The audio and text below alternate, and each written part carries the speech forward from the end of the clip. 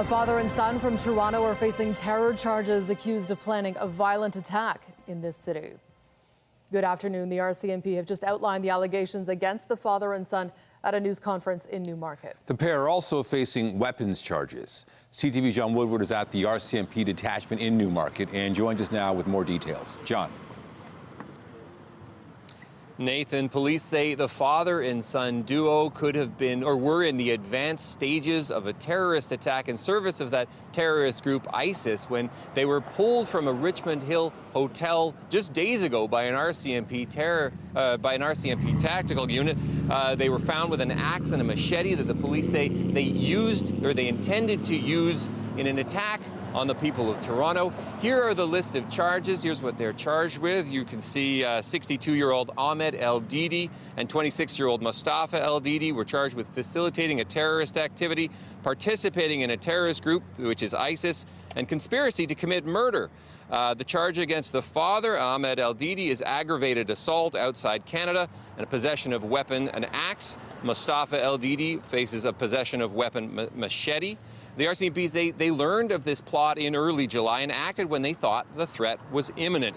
Both of them are Canadian citizens, but the force says they are connected to ISIS, though they didn't say exactly how, though the father who is accused of that aggravated assault outside the country in a conflict zone about 10 years ago, again connected to ISIS. Police say they are still looking to figure out how he got back into the country after participating or allegedly participating in that. We asked the RCMP Superintendent, James Parr, just exactly how close this was. Here's what he had to say. How I'll frame my answer is like this. As you know, they were charged with having particular weapons. In other words, we're pretty confident how close they were to moving from simply having those tools and then moving on to actioning that threat. And so I couldn't tell you 6 hours, 10 hours, 12 hours. But once again, what I'll say is because of the swift nature of all of law enforcement, our partner agencies on this, we were able to halt that threat. But we believe it was quite, not only like, I don't want to say imminent as again, it's within an hour or two, but it was close. Police say they don't believe there is any current threat to the public now from this, although a lot of our questions were not answered. For example, who was the target, where exactly, when, and so on. That could be attributed to the fact that they are still doing a lot of investigating into this. But it does come at a time when hate crimes are on a major uptick thanks to another conflict in Gaza. And when the RCMP Assistant Commissioner was asked about that, how all of this fits in, he just said he hopes that people see that this is a criminal charge, set of criminal charges against some individuals, as opposed to a chapter in a larger war. Reporting live from Newmarket, I'm John Woodward. Back to you. Thank you, John. Now to York Region, where a construction worker has died after a sudden downburst last night. The worker was in a construction pit on Jane Street, east of King Road. York Regional Police say a small construction crew was digging on King Road between Jane and Keele early last night. A storm rolled through the area, and the conditions led to a worker becoming stuck in the trench. The worker was pronounced dead at the scene. The Ministry of Labour is investigating. Still to come, the search for a woman kidnapped in Markham has taken police to Kawartha Lakes. But first, here's a check on the forecast, a live shot. It's another hot and hazy day, and there's a heat warning in the GTA. You can really feel it the moment you step outside, and the humidity makes it feel even hotter out there. Jessica Smith is here with a look at the current conditions. Hey, Jess. Hey, it is a spicy one out there. We're in that heat warning criteria today and tomorrow. We have daytime highs between 30 and 32, overnight lows between 20 and 22, and those humidex values today between 38 and 40. So it is going to be one of those days right around the Golden Horseshoe, Toronto included. We are under that heat warning today and likely into the day tomorrow, and another one down towards Windsor. We are holding on to this muggy feeling throughout the entire day, but for the most part, we are staying relatively dry. It's just a little cloudy out there. We are going to see a bit of a A breezier start to the day. It dissipates into the afternoon, but temperature-wise right now, we're sitting at 27 already, and it feels like 35. And it only gets hotter as we head into that second half of our day. All that daytime heating takes place, and then we step into the afternoon where it feels into the upper 30s, low 40s. We are wrapping up July in an intensely hot way. We step into the day tomorrow almost with an identical forecast. Looking ahead to the weekend, some unsettled weather is on the way, not a wash by any means, but we'll keep a close eye on all of that. Coming up, I'll have your full forecast as we welcome in the month of August tomorrow. But right now, it's back over to Nathan and Natalie. Thank you, Jess. In the Middle East, the top political leader of Hamas has been assassinated in Tehran. Iran gave no details on how Ismail Haniyeh was killed and said the attack was under investigation. Haniyeh left the Gaza Strip in 2019 and had lived in exile in Qatar. He was in Iran to attend the new president's swearing in. No one immediately claimed responsibility for today's attack, but suspicion immediately fell on Israel, which has vowed to kill Haniyeh and other Hamas leaders following the deadly October 7th attack on Israel. An Israeli government spokesman says the country is on extremely high alert for Iranian retaliation. Hamas and Iran say they don't want a regional war, but insist this is a crime that should be punished. An Israeli strike in Lebanon yesterday appears to have killed a top Hezbollah military commander. Israel says he was behind a weekend rocket attack that killed 12 young people in the Israeli-controlled Golan Heights. This strike in Beirut on Tuesday killed at least one woman and 2 children and wounded dozens of others. The strike came amid escalating hostilities with the Lebanese militant group. The two sides have exchanged near daily attacks for the past 10 months. The acting head of the U.S. Secret Service says it's indefensible that a roof was not secured at Donald Trump's rally in Pennsylvania. Ronald Rowe went up to that roof to see the gunman's line of sight and evaluate how he was able to shoot at the former U.S. president. What I saw made me ashamed. I cannot defend why that roof was not better secured. Rowe also faulted law enforcement for not sharing information about the gunman with the Secret Service. Trump was struck in the ear in the assassination attempt July 13th. Toronto's police chief appeared before the Police Service Board this morning with an update on efforts to respond to the city's evolving needs. Chief Myron Demkew says officer response times have gone down even as emergency calls for service have increased. Chief Demkew says the response time for Priority 1 calls is now 17.5 minutes, down from around 22 minutes. He said that is thanks in part due to increased staffing from the graduation of 2 new classes of police constables this year. He also noted the number of auto thefts in Toronto is down 23% over the last year and said police had created a centralized unit to deal with increases in violent home invasions and carjackings. Amid soaring gun violence, the chief said 578 arrests and nearly 2,600 charges have been laid by police so far in 2024. We are taking a whole-of-service approach, including strategic deployment of resources. Of note, shooting events in Toronto have increased by 58% compared to last year.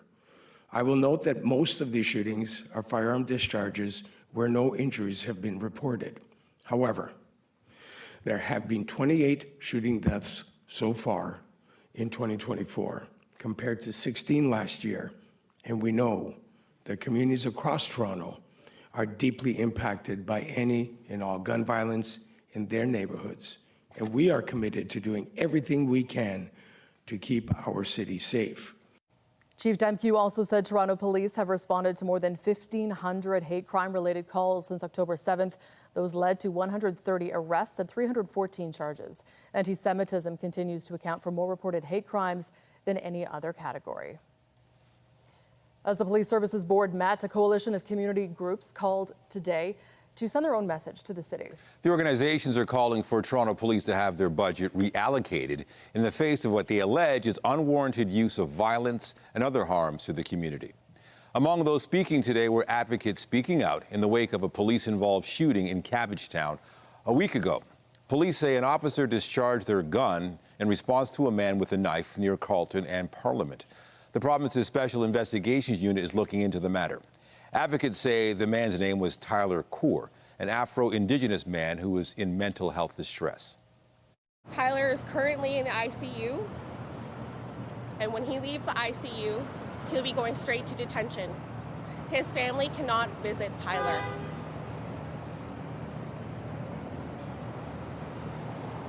The police violence that Tyler has experienced is the ongoing settler colonial agenda. It was the RCMP who took our parents away to residential schools, and it's now the Toronto police that continue to shoot down our people in the streets. Tyler Kaur's mother says she has since been able to see her son, but wants to know why a crisis support team wasn't called in. Toronto police say they can't comment while the SIU is investigating. To Queen's Park now, where questions are being asked about a decision to stop using an early warning system for COVID. It involves wastewater testing. CTV's Queen's Park Bureau Chief Siobhan Morris joins us live with more details on this. Siobhan. Well, the health minister is defending that decision to end the wastewater testing program, but it is a decision that some infectious disease specialists feel is a big mistake. This is a program we saw ramp up, especially in the earlier days of the COVID-19 pandemic. It takes samples from the water that runs down your drain, that you flush down the toilet, and helps doctors understand just how much COVID-19 is out there. It can also pick up those tests, emerging trends in other illnesses, RSV, for example. Sylvia Jones insists that Ontario will still be covered, but by a federal program now. We have returned to what has been in place in Ontario for decades, and that is a federal government that assesses the wastewater and works with our public health units and with our clinicians to make sure that as that information comes in, it is disseminated to public health units across Ontario. We had an increase during the height of the pandemic because of the need for additional COVID wastewater testing, and we are returning to what I would call a normal state of affairs. And Minister Jones made a lot of the fact that 4 additional testing sites will be added by the Public Health Agency of Canada, but the agency says that will not replicate what Ontario is losing by the end of their program. Reporting live from Queen's Park, I'm Siobhan Morris. Natalie, back to you. Okay, thank you, Siobhan. York Regional Police's hate crime unit is investigating graffiti on a synagogue and several businesses in Thornhill. This video is from the area of Yonge and Centre Streets early yesterday morning. It shows a person in black spray painting the windows of a Starbucks before moving on to the exterior of the Gates of Zion synagogue. In all, police say 7 Thornhill businesses, most in the same Yonge Street area, were painted with anti-Israel messaging. The hate crimes unit is now investigating, while the local MPP called the incident absolutely abhorrent and unacceptable. Between 12 a.m. and 1 a.m., a lone suspect had walked up to several properties and spray painted the messaging on there. Now, we are looking for one suspect wearing all black as well as a white Halloween-style mask. Canada is known as a tolerant country, and it makes us feel very unsafe. The UGA Federation of Greater Toronto said it was concerned about the ongoing increase in anti-Semitism and the, quote, shameful targeting of multiple Jewish sites and businesses in Vaughan. It said acts of Jewish hate only redouble the community's determination to stand proudly as Jews and continue standing up for what is right. Now to Pickering, where police are trying to identify a man in connection with several incidents inside a Pickering pharmacy. Police released this photo of the suspect taken inside of a Rexall location on Whites Road last Friday. Police say the man began speaking with an employee stocking shelves when he allegedly exposed himself and committed an indecent act. Police say the man then approached a shopper and attempted to film up their dress. They're asking anyone who recognizes the man to come forward. In Paris, Canada's women's Olympic soccer team must win today to have any chance of advancing. The Canadians are in that position after an appeal in the drone spying scandal was dismissed today. FIFA slapped a 6-point deduction on the team after a staffer was found to have used drones to spy on New Zealand practices. The Canadian Olympic Committee and Canada Soccer asked the Court of Arbitration for Sport to cancel or reduce the deduction. They argue the penalty was disproportionate and unfairly punishes the players. But today, that request was turned down. The COC and Canada Soccer say they're disappointed by the ruling. The court said it would publish the reasons for its decision a little later. Now, Canada has won both its Olympic matches so far, but has 0 points because of the reduction penalty. That means a win is needed this afternoon against Colombia to reach the next stage. And CTV's Scott Hurst is following the Olympics today and joins us now. Scott, so Canada Soccer, they lost its appeal to FIFA. So what does it mean for today?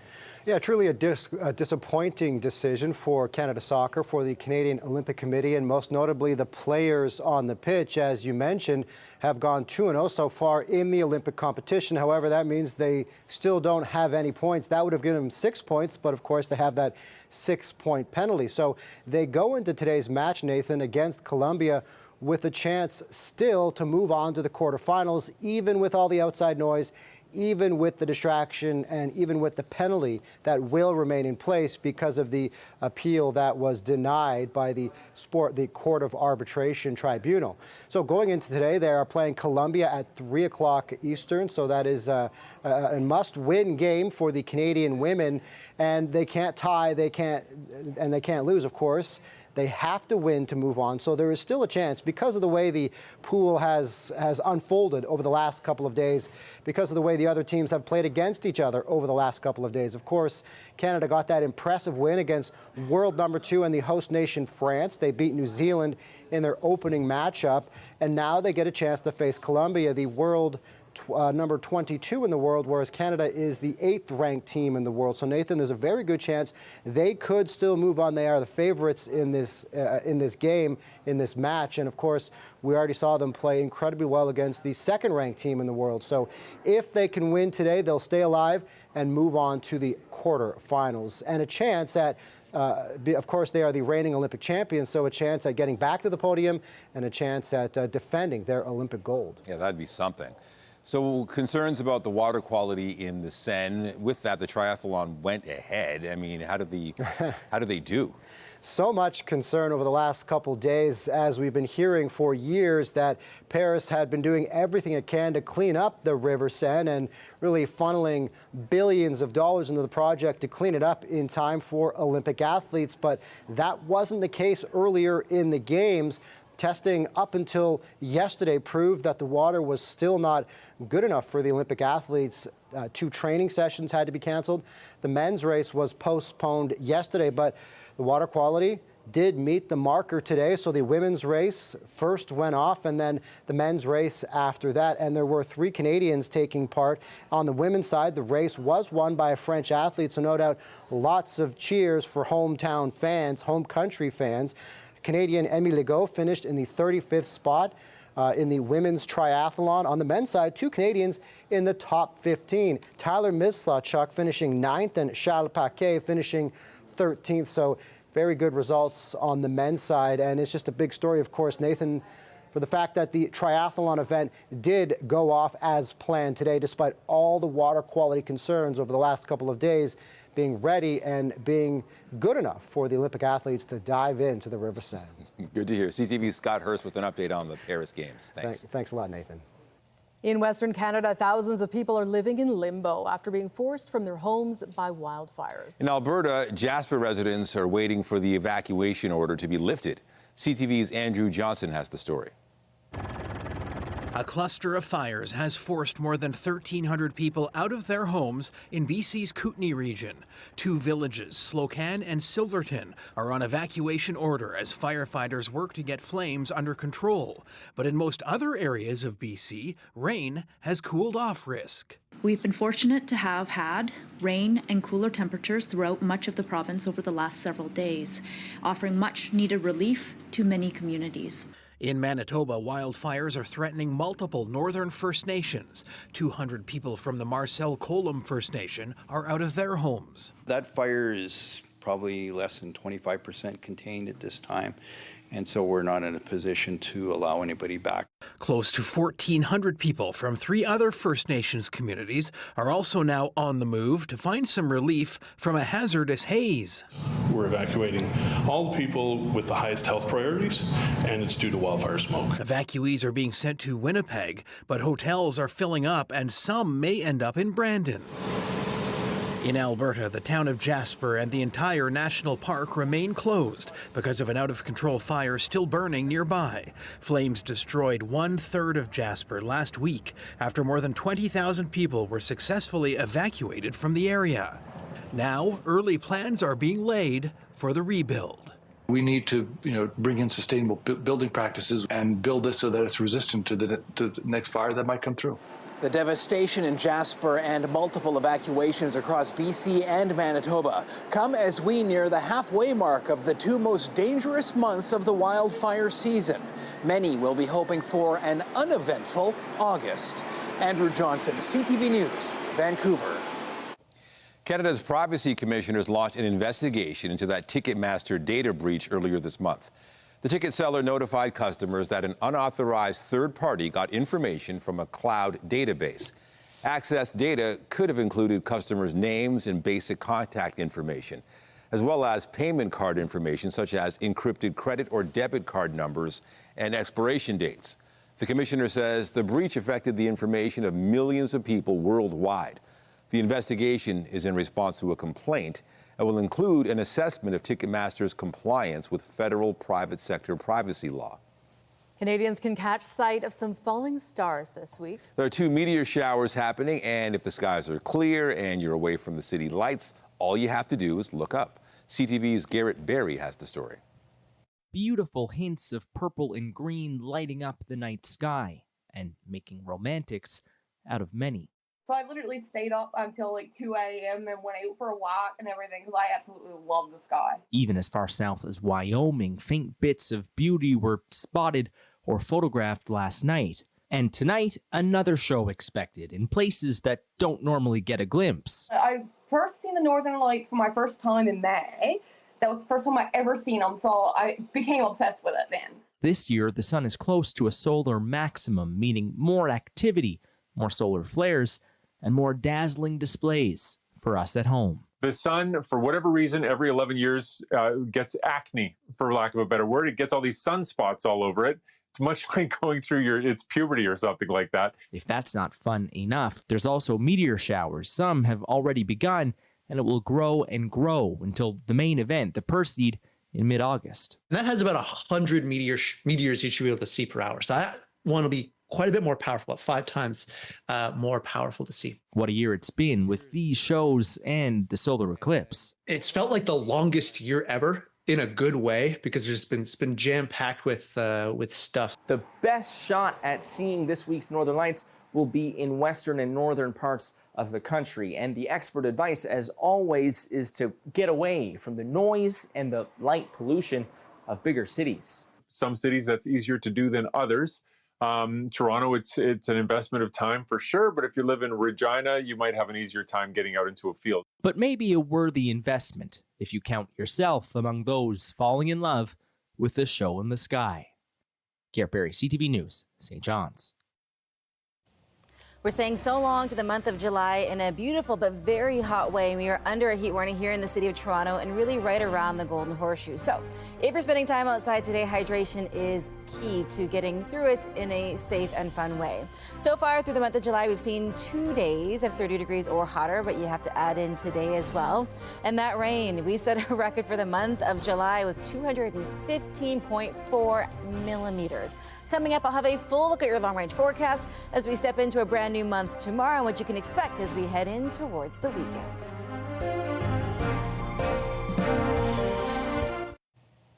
And so suddenly we find ourselves on the last day of July. It kind of feels like it went by quickly, but at the same time, we've got so much rain, a rain record this month. Yeah, just a lot. Even last night as I was heading home, it just came out of nowhere and it lasted for maybe 2 minutes, but it was a huge downburst. Those ones can be intense, right? And they cause that little bit of localized flooding and then they are gone so quickly. So the good news in a lot of circumstances like that is it doesn't cause too much damage, but it is really intense when it does take place. I drove through the exact same rain as I made my way home last night. As we head throughout the day today, we're hot, we're humid, we're hazy, the Triple H in the summer season, but we're staying relatively dry throughout the day today. Weather is brought to you by the Presler Law Firm. Injury lawyers you don't pay unless they win. It is a little cloudier as we make our way throughout the start of the day today, but overall, it's not too bad. And if you're down toward Nathan Phillips Square, we're holding on to a little bit of a breeze. But overall, it's just another one of those really sticky days. So as you spend your time outside, make sure you take breaks when it comes to at least water, breaks in the shade. Sun protection is key. No matter what way you kind of look at it, we have to protect ourselves in the summer season. Temperature-wise, it's already super hot. We're under a heat warning. We're sitting at 28 right now. It feels like 36. And right across the entire province, it is a toasty one. As we wrap up the month, wind direction has a big role to play. We're looking at more of a westerly wind right now. It was northwesterly or west northwesterly earlier. So it's helping a little bit, at least adding some kind of wind. Throughout the day, though, we're looking at a daytime high around 31. It'll feel close to 40, and that's the same really right around the Golden Horseshoe, and that's why we are under that heat warning. Getting into this evening, another warm one, a little fog likely right across southern Ontario. For us, 21, it'll feel like 26. The seasonal average is 17, so we're nowhere near that really anywhere except for Parry Sound, Owen Sound, and Godrich. As we head throughout the day today, there's that burst of rain. It continues to push its way further east. High pressure settles in, but we're going to keep a close eye on this low making its way in. It's set to bring some rain as we wrap up the week, so through your Friday and at least the start of Saturday. We're kind of waiting to see how it plays out as to how intense it is, but likely right now just some passing light showers. Clear from start to finish as we head throughout the afternoon today and into the early evening as well. A little more cloud cover, though, does settle in ahead of that low as we head in towards our Thursday morning. But overall, another really pleasant day. Likely some pop-up showers like those bursts we saw to end the day yesterday, but nothing super severe in nature, and they are gone as quickly as they show up. A lot more cloud cover rolls in as we get in towards our Friday. This is kind of our best chance to see some passing showers. The bulk of it does stay south of the border, but we could see some of those pop up for us. Temperature-wise, it is hot. There's really no way around it. We're into the 30s today, into the day tomorrow, so we wrap up July in a heat warning. We step into August in a heat warning, and then we get a little bit of a cool down as we head into Friday and we see those showers roll through. We're honestly just back towards seasonal. I know it seems drastically different, but we're just kind of back towards where we should be, and the same as we head in towards Saturday. Likely to see some spotty showers in the first half of the day, and then we see a bit of it clearing into the evening. But overall, almost an identical forecast Friday, Saturday, and Sunday as far as our temperatures go. The chance of showers is going to linger as we kind of just sit with some humidity throughout the weekend. And then we step into Monday, whether you're off, you're not off, doesn't matter. A beautiful day, 23, so it is a little below seasonal. But you factor in the humidex and it brings us right to where we should be for this time of year. And then getting in towards next week, we settle into that kind of first full week of August in a slightly below seasonal but really beautiful way. Nathan, I'll send things back over to you. Thank you, Jess. In weather like this, it's no surprise that a pool is the place to be. But a Montreal area woman came home to find a family she didn't know swimming in her backyard uninvited. Turns out they rented the pool through an app, even though the owner had no idea. CTV's Christine Long has the story. There was people in our pool. First reaction clearly was, what are you doing here? On Sunday, Maryse Chaussé came home to a surprise. A family of 5 strangers were in her pool. Then she found out they had paid someone else to be here. Young people could have rented the place to do a big party. The gate has a lock, and Chaussé had removed the ladder the day before. When we arrived, the ladder was like floating around with them. So yeah, it was funny. So we all did for them to go out. Chaussé says the family was reasonable when asked to leave, but she fears someone could have gotten hurt. It could have been really dangerous that I just put a big chemical the night before, even the morning, and then family comes there, they don't know nothing. She found out the rental was booked through the pool sharing app Swimply.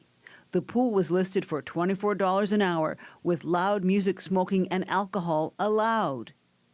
Chaussé believes it was the previous tenant who posted it. The listing was taken down after she reported it, but the experience has left her rattled. If there will be more people coming at night or something like that, so we were just, always keeping an eye. Now we are making sure doors are locked. In an email to CTV News, Swimply said, "The trust and safety of our community is paramount. We are committed to creating a secure environment for both guests and hosts, and has a robust system in place to prevent, detect, and respond to fraudulent activities." Chaussé called the Repentigny police and was told, that was not really criminal. First of all, the family left without any problem, so for sure I told them there's no emergency. Her advice to pool owners is, make sure your pool is secured. Make sure you have 100% fences and lock the door, so no one else gets a similar surprise. Christine Long, CTV News, Repentigny.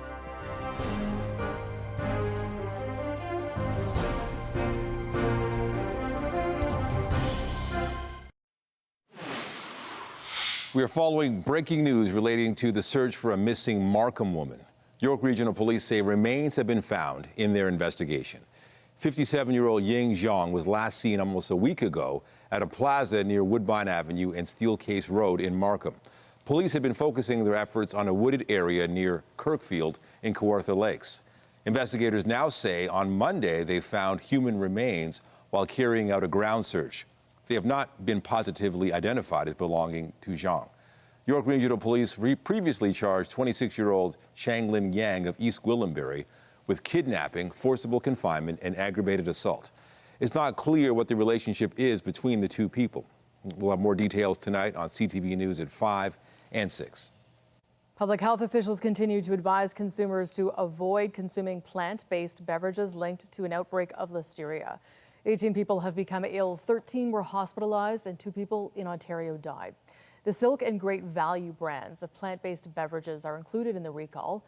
Consumers are being warned to not drink, sell, serve, or distribute the products. A class action lawsuit has been filed in connection with the recall. It names Danone and Walmart Canada as defendants.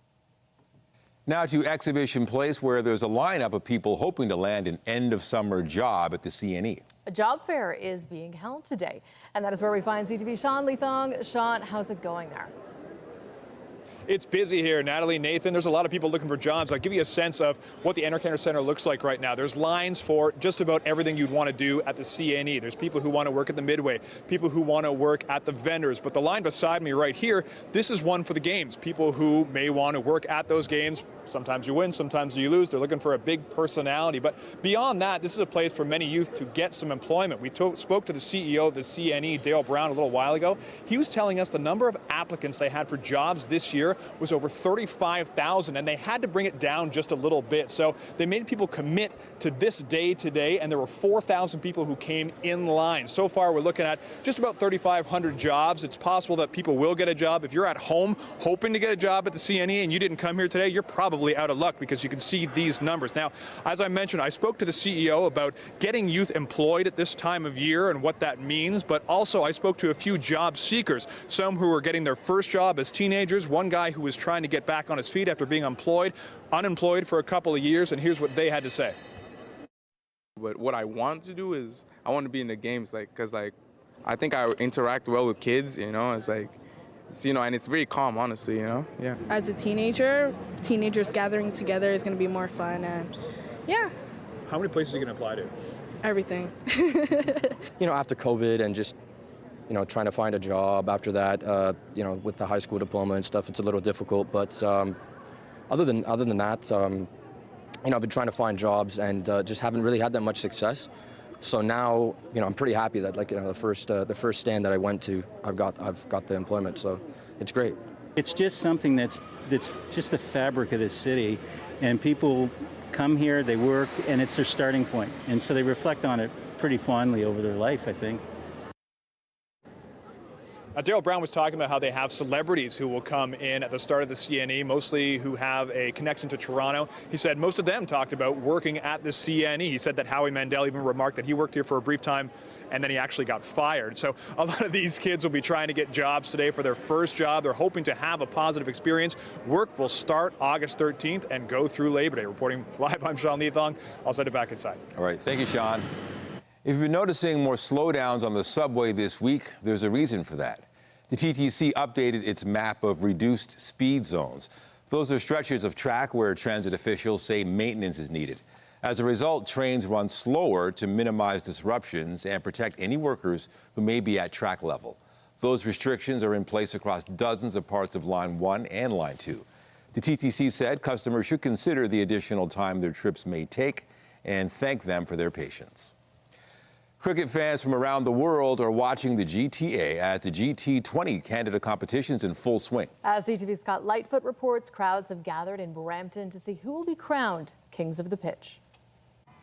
Tucked into the back corner of this Brampton sports park, Oh, come over to my side. What a shot that is an event being watched by millions around the world. This is the GT20 cricket tournament featuring some of the top cricket players in the world. This is one of the few occasions in which the Canadian cricket fan gets their stars in their backyard. The 6 teams taking part consist of both top global talent as well as players from lower tier cricket countries like Canada. What happens is that your domestic players rarely get a chance to play with the top international talents. What happens in a tournament like this is you share the dressing room with players who are the best in the world, and the kind of advice and the kind of stuff that they give the other players, the inspiration, the advice, the kind of guidance that they get, the game immediately jumps. For these young players, it's a chance to see what the sport can offer. It gives us hope that we can someday be here as well. Like we can play in GT20, play around the world. And for seasoned fans, it's a chance to see a high quality game here at home. The live vibe is different, so you can get the more live effect rather than watching television in a box. It's an open-air concert. The games are being seen in 140 countries with an expected audience of more than 180 million people. Organizers hope this tournament will help take the sport, which is growing in popularity here, to the next level in this country. And the boundary will win. We hope that this shoots it into the mainstream. Right? We would like to be up there, and I'm not saying now, but I'm saying somewhere down the line, 5-7 years from now, we'd like to be up there with the NBAs, the NHLs. The spotlight is now on our part of the world, and this enables our sport to get traction from the right places. Cricket is not featured in the Summer Olympics this time around. It will be included in the next Summer Olympics. If you want to check out some of the games here in Brampton, they go until August 11th. Scott Lightfoot, CTV News. Get Toronto's top stories, breaking news alerts, and watch live. Download the CTV News app. Canadian shares hit a new record high today. Andrew Bell of B&M Bloomberg has the latest in business. Hello there. Here are your business headlines. Toronto's benchmark stock index topped 23,000 for the first time this morning as investors wager that lower borrowing costs around the world will fend off a recession. Big bank shares were higher and oil stocks moved up amid fears of a widening Mideast conflict. Shopify also advanced. U.S. stocks were also higher as investors moved back into chip stocks. Nvidia jumped 10% after Morgan Stanley said this month's weakness in the chip maker shares has provided investors with, quote, a good entry point. The Wall Street Bank argues that companies are still spending heavily on artificial intelligence, and Nvidia is still at the center of the sector, even as competition ramps up. And finally, Canadian economic growth may have been near zero last month.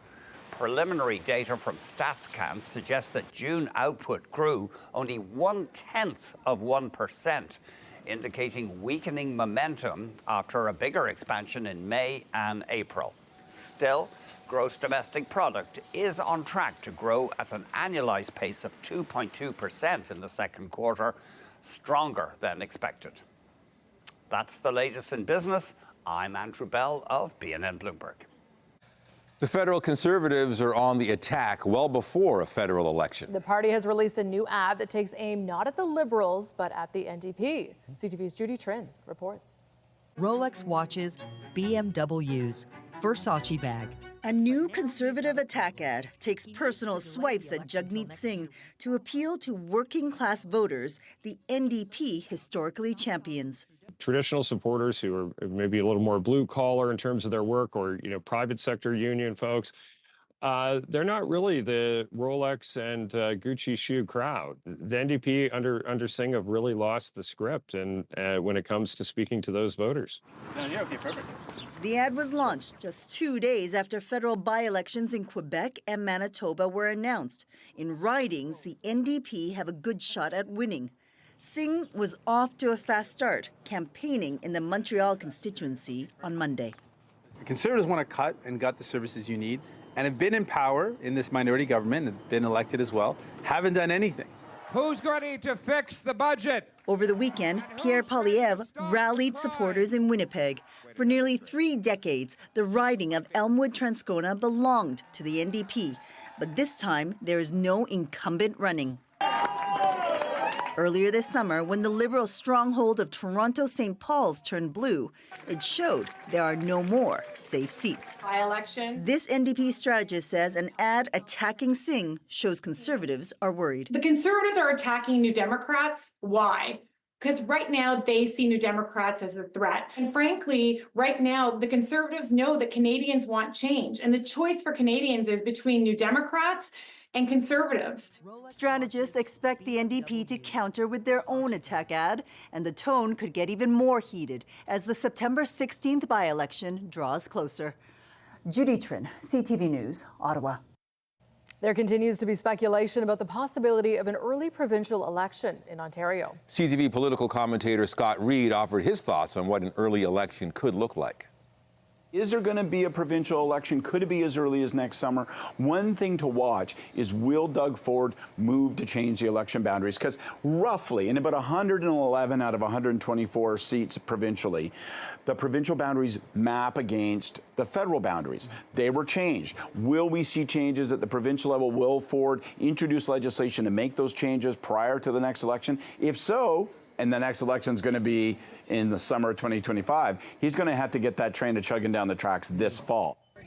Reed says if the riding boundaries are changed, it's a likely sign the Ford government will call an early election. Excitement is bubbling over the newest show to arrive in the city. The Gazillion Bubble Show is set to hit the stage at Mirvish Theatre next month. CTV's Andrea Case got a sneak peek from the bubble blowers. It's a simple thing which brings so much joy. Bubbles. But the bubbles in the Gazillion Bubble Show aren't your average air-filled globules. I'm just making, I call it like a planetary orbital bubble, where there's gonna be a smaller bubble that's about to spin all the way around. Danny Yang has been part of the family business since he was 4 years old. I would still have to go to school, I still have to do homework, but then in between all that time and holidays, I would actually be traveling to Europe with my parents. We would do cruise shows, we would be in cabaret shows, type of circus shows, science centers, many different places. The Yang family from Mississauga didn't invent bubble shows, but they perfected it. It has taken them around the world performing for years and based in New York since 2007, where it remains the longest running family show off Broadway. I guess I'm supposed to start talking now, but I'm trying to keep my attention here. It looks so simple, but this isn't the type of bubble you blew as a kid.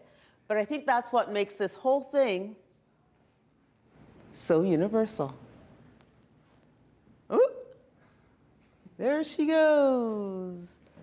They've even perfected the solution to make the bubbles, taking into consideration how the atmosphere affects the solution wherever the show takes them. It all comes down to what's in the solution. Yes. And so bubbles is like, there's a chemistry to it, chemistry and physics. And so in different places, we would have, for example, more water to compensate for humidity. Made of water, glycerin, and dish soap, the bubbles are completely safe. It's edible. Doesn't taste good, don't recommend it, but it's edible.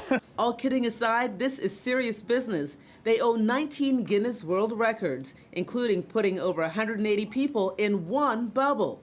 The Gazillion Bubble Show opens on August 1st and runs until September 1st at the CAA at Mirvish Theatre. Andrea Case, CTV News.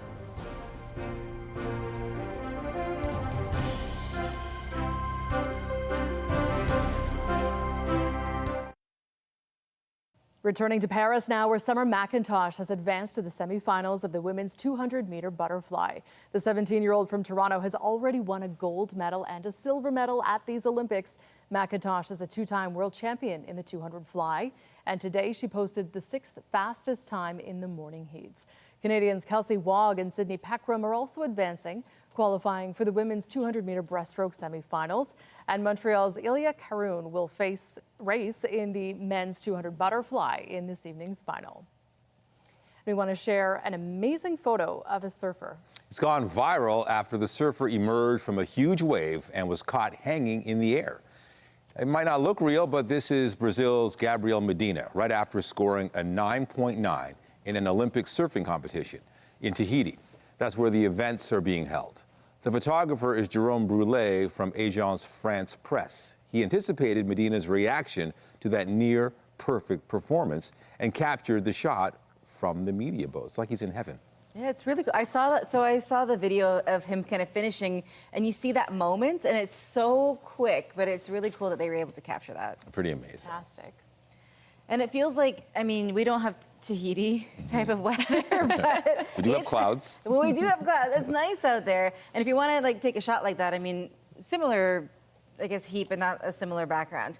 It's going to be beautiful, though, as we head throughout the day today. And if you want to spend some time outside or you want to hit up a beach, it's a great day to do so. We're holding on to a ton of heat and humidity, and we remain under a heat warning. We're looking at that blanketing right around the Golden Horseshoe and then down towards Windsor as well. The heat warning criteria is different for Windsor as opposed to Toronto and the GTA, but we're both under it. We both reached the criteria for our own respective areas. Not much going on in the satellite radar picture, just some light cloud cover out there. So a beautiful kind of mark to the middle of the week and the end of July. Temperature-wise, sitting at 28, still feeling like 36, and it is hot out there.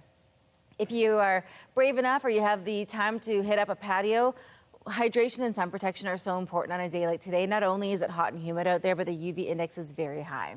Stepping into the weekend, it's a busy one as we head in towards our Thursday. There's a slight risk of maybe a pop-up shower mid-afternoon, but pretty brief in nature. And then getting into Friday, more consistent showers start to make their way through and they linger into the start of Saturday. But temperature-wise, we get back to a more seasonal mark as we step in towards what is going to be a busy, long weekend for sure. No doubt. All right, thank you, Jess.